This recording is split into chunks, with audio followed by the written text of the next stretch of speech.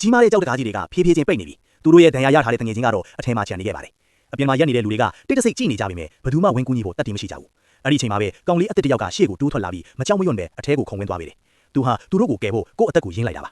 ဂျက်ကတင်းငင်တဲ့အတားနဲ့ဒီကိုလာတာအမားကြီးတစ်ခုပဲလို့ပြောလိုက်တယ်သူက6လမ်းဖို့ပြောနေတာမဟုတ်ပါဘူးတကယ်တော့အဲ့ဒီနေရာကလူတိုင်းဟာလွန်ခဲ့တဲ့3နှစ်ကတည်းကအမြဲတမ်းပြောင်းဆုံးနေတဲ့ဒီဝင်ကဘာကြီးထဲမှာပိတ်မိနေကြတာအခုထိဘယ်သူမှထွက်ပေါက်ရှာမတွေ့သေးဘူးညနေတိုင်းနေဝင်တာနဲ့တကားကအလိုလျောက်ပိတ်သွားပြီးနောက်တနေ့မနက်မှပြန်ပွင့်တာပါတကားပိတ်သွားတာနဲ့အထဲမှာအန်ဒီရရှိတဲ့ဒရဝါဆိုးတွေထွက်လာတတ်တာကြောင့်ဘယ်သူမှတညတာကိုအသက်ရှင်လျက်မကြောဖြတ်နိုင်ခဲ့ကြဘူး